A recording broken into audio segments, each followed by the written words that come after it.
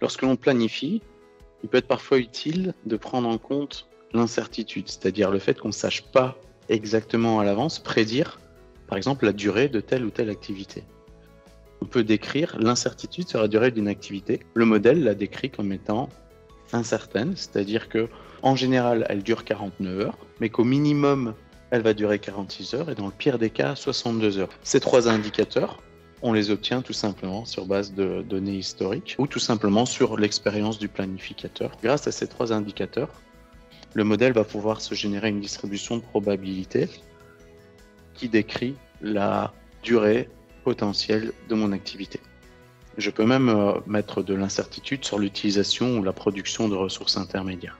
Une fois que l'incertitude est définie sur mes différentes activités, on peut tout simplement activer le modèle probabiliste afin d'en tenir compte lors de l'évaluation d'une solution. Donc maintenant, je vais demander à l'IA de réévaluer mon planning.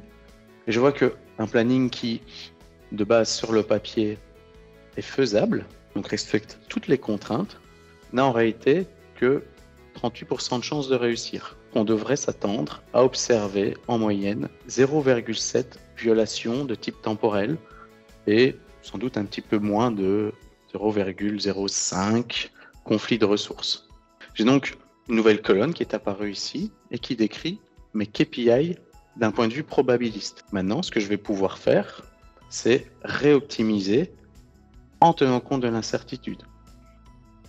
Ce que le moteur d'optimisation va chercher à optimiser maintenant, ce sont justement mes KPI probabilistes.